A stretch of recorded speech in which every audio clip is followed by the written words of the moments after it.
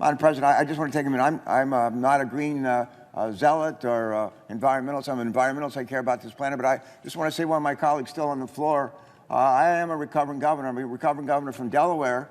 The 8 years I was privileged to be a governor of our state, more jobs were created in those 8 years than any years in the history of the state of Delaware. I didn't create one of them, but we worked hard to create a nurturing environment. I think I know something about doing that. Going forward, we're going to need fossil fuels for probably as far as the eye can see. We're going to need natural gas. We're going to need petroleum. We're going to need them for our homes. We're going to need our buildings. We're going to need them for our businesses. But let me just tell you something else. The state of Delaware is sinking. My state is sinking. Seas around us are rising. My state is sinking. Down in the Gulf of Mexico, state of Louisiana, during the next 100 minutes, they're going to lose a piece of land to the ocean the size of a football field. A month or two ago, when they had the big French bicycle race that they have every year, they had to literally stop the race in parts of the Tour de France because the road, it was so hot, the road was melting. We're seeing sea level rise, not imaginary, it's actually happening. And 10, 20, 30, 40, like when these pages down here are my age, it's going to be one heck of a problem. And the question is, are we going to do anything about it? Are we going to do anything about it in ways that create jobs and economic opportunity? We can walk and chew gum at the same time. We can address climate change, we can address global warming, and we can create jobs and economic opportunity. Plenty of ways to do that, and we've shown that in the IRA, the Inflation Reduction Act, and also in the bipartisan infrastructure bill. We need to do more of the same. That's not why I came here, Madam President. I came here to talk about three separate but important topics. Let me start by turning to the tragedy that took place just a week and a half ago. On the morning of November 20th, the community of Colorado Springs, Colorado, woke up to the devastating news that 5 people were killed, another 25 were injured at the hands of a shooter. While we're still learning the details about this horrific incident, this much is clear. The shooter chose to target an LGBTQ-friendly establishment.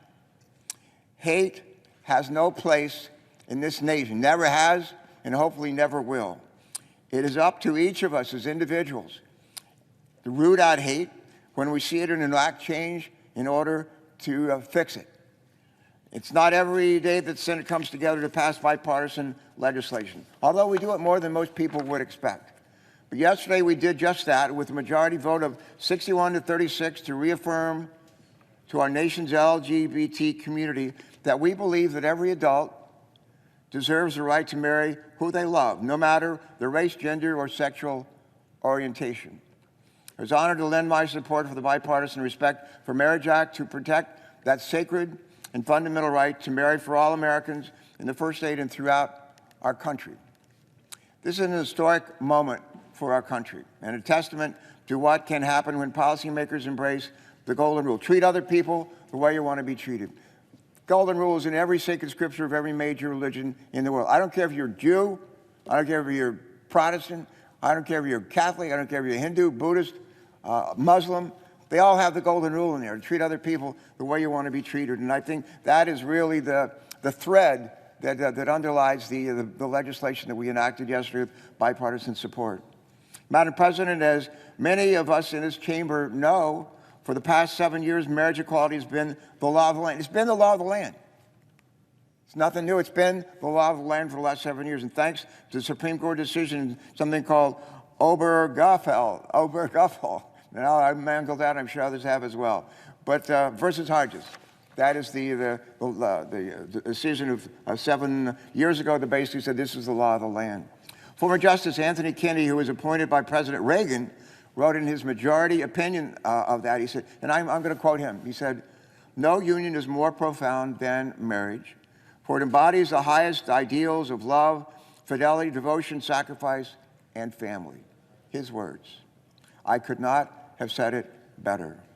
Americans deserve the constitutional right to enter into that profound union, marriage with the person they love. However, earlier, and I might the person who loves them as well.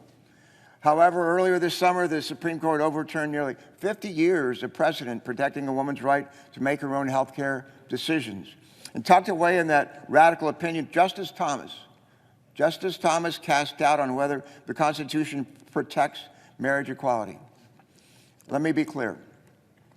Yesterday's bipartisan vote to protect same-sex marriage says that we are not going back. LGBTQ Americans can now rest assured that they are afforded equal dignity under the law. And I look forward to this bill being signed into law by President Biden soon to make it official. Now, Madam President, let me move along to my second topic, which I hope can yield similar levels of bipartisan agreement, and that is support for our nation's rail workers. Let me first state my strong support for freight rail transportation and the hardworking men and women who keep our nation's trains, both passenger trains and freight trains, running on time. This issue is personal to me, not only as someone who commutes on an Amtrak train most days to work here in our nation's capital, but as the grandson of a railroader. My grandfather was a fireman on the B&O Railroad in West Virginia for many, many years. And my sister and I would just love to listen to our grandfather tell us great stories about railroading in those days. And I've had a love affair with trains ever since I was just a little kid. Many of us, though, know that the freight rail keeps our economy moving. I didn't know that when I was a kid, but it does. It did then and it does now. We don't often discuss that freight rail does so in a way that's better for our planet. Better for our planet. Let me tell you what I'm talking about. Moving freight by rail is some 4 times more fuel efficient than moving freight on the highway. I'll say that again. Moving freight by rail is some 4 times more fuel efficient than moving freight on the highway. In fact, freight trains can move think about this, 1 ton of freight from Washington, D.C. to Boston, Massachusetts, 1 ton with 1 gallon of diesel fuel. 1 gallon. And we move, this morning rode on a train, an Amtrak train with hundreds of people on board. The train was sold out. And we did it with using no diesel fuel, we used electricity. A lot of it was generated by nuclear, offshore wind, and so forth.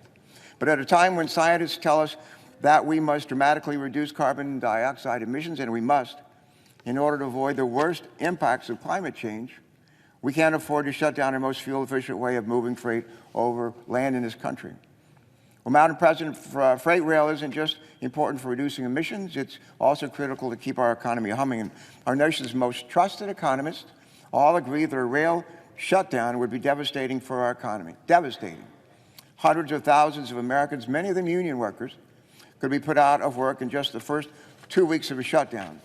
And a shutdown could also leave many communities without the necessary chemicals for maintaining clean drinking water. That is why President Biden is calling on us in Congress to pass legislation immediately, not next week, not next month, immediately to adopt the tentative agreement made in September. He did not come to this conclusion lightly, and neither do I. President Biden is, by almost any estimation, the most pro-labor president we've had in my lifetime. Secretary Walsh is the first union leader to lead the Department of Labor in more than half a century. People think that he was the former mayor of Boston. No. He was also the president of a major labor union in Massachusetts. But both of them are saying that Congress should intervene in supporting the agreement that 8 out of the 12 rail labor unions are supporting. The contract agreement that the Biden administration helped negotiate recognizes the importance and dignity of our nation's rail workers. The deal provides an historic 24% pay raise for rail workers and improved health care benefits. 8 out of the 12 unions involved in these negotiations think that's a pretty good deal, and they voted to approve the agreement. Still, we find ourselves in this scenario because railroad companies won't budge on granting rail workers any paid sick days. That's wrong, and it's something we should work to address, but not at the risk of a devastating rail shutdown. My colleagues and I do not take lightly the notion that Congress is intervening in a labor dispute. We don't normally do that. In this case, there is a lot at stake. Today, our colleagues passed legislation, and House colleagues passed legislation, I'm told, to avert a rail strike. I think the vote was overwhelming, 290 to 137. I'm hopeful that we'll do the same in September, or rather in the Senate, well before the December 9th deadline. Last but not least, I want to take a moment to recognize 2 terrific members of our staff on the Environment and Public Works Committee, which I'm privileged to lead along with Senator Shelley Capito. And 2 of our finalists are going to be leaving us this week. Carolyn Mack, our committee operations manager, departs our office today, which coincidentally is her birthday.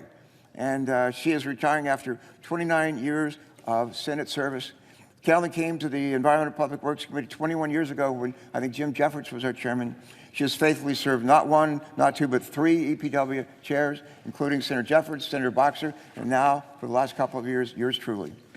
Many of our colleagues have heard me say that senators cannot do all that we do without our staffs. I always hire people smarter than me with better hearts and minds. And Carolyn, in this case, she's right up there at the top. But quite simply, she is the heart and the soul of our EPW operation. Everyone in the Senate building, from the furniture department to the parking staff to the printing and graphics department, knows, loves, and respects Carolyn. At her recent retirement party, Carolyn reflected on what she liked about her job. Here's what she said. She said, "I like to help people." That's what she said. "I like to help people." What a humble and lovely way to view one's job in the United States Senate, namely that it's something that comes and flows from wanting to serve. Well, we've been grateful to Carolyn's help for all these years, and we wish her our very best in her retirement. And lastly, also departing sadly is Caroline Jones. Caroline started with us at EPW 4 years ago as an intern.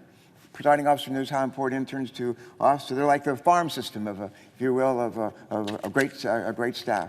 She's blossomed into an integral member of our staff, working with our climate and our clean air teams.